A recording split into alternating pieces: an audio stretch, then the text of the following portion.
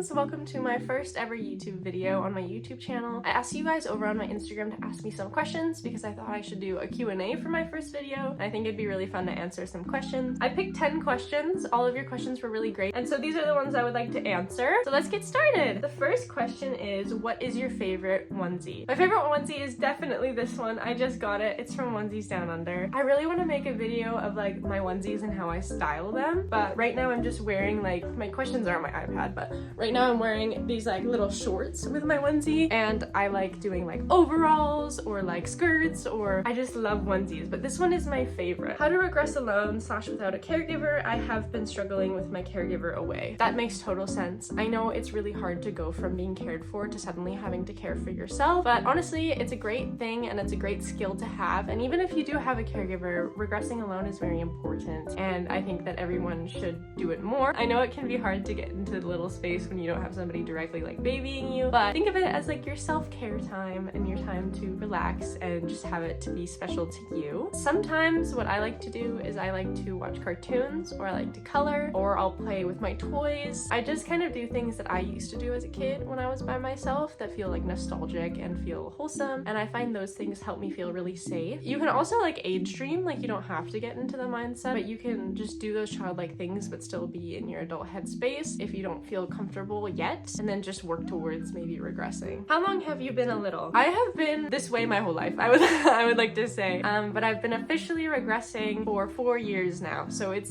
been a long time, which is crazy to think. Oh my goodness, how this has changed my life. A lot of my regression was involuntary, and I didn't really know that this whole side of the internet and this side of age regression was a thing, and once I found it, I never looked back, and I love it, and I couldn't be happier. So yeah, 4 years is a really long time, but I'm really grateful. Where are you from? I'm from Canada. I love poutine and maple syrup, so I would say that I fit the stereotype pretty well. I love where I live. It's beautiful, and there's mountains everywhere, and it's just, I love it so much. Hi, how do autism and age regression relate to each other? This is a really good question, and I would love to make a whole video about this, but for a short answer for this video, I would say that age regression is a symptom of autism, because age regression can be a bunch of different things, but a lot of people experience age regression as like a symptom, so usually of like a disorder, so like BPD, autism, PTSD, so age regression can be symptomatic, and that's kind of where it intertwines with autism. I would say that it's a symptomatic version of age regression when it comes to autism. What are your personal red flags in a caregiver? This is a really good question. For me, I would say if you're telling somebody about your age regression and they make it something inappropriate. A lot of caregivers get into caregiving for the wrong reasons. A lot of people confuse age regression with age play, and those are two completely different things. This is not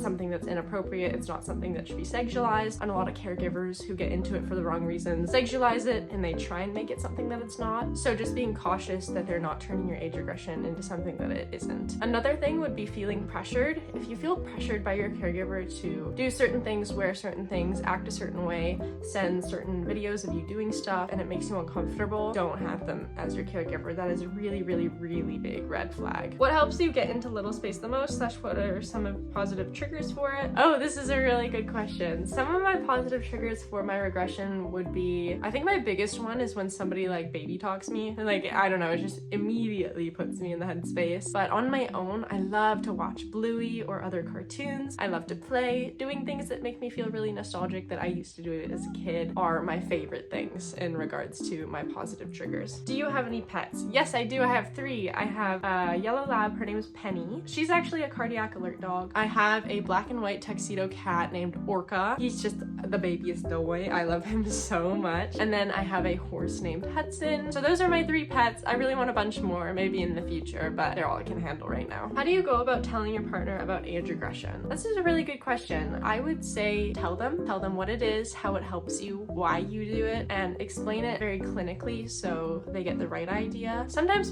people don't take it the best. Honestly, those are the type of people I wouldn't want in my life, so if you tell somebody about your regression and they don't take it well, I think that's just kind of goes to show what they're like as a person. So stay safe out there, because people are meanies, but definitely if you feel safe enough to tell them, there's probably a chance that they'll take it well. What's your favorite plushie? This is the last question, and this is my favorite plushie. This is Bearby. I've had Bearby since I was a baby, and I sleep with her every night, but I also rotate the plushie that I sleep with on my bed because I have so many, and right now it's Evie, my Build-A-Bear Evie. I love love her. She's so good. And she smells like cotton candy, and I love her so much. So those are all the questions that I am answering for today, but I'm really excited to make more videos, and I appreciate you all so much for being here and for watching, and I will see you in the next video. Bye, friends!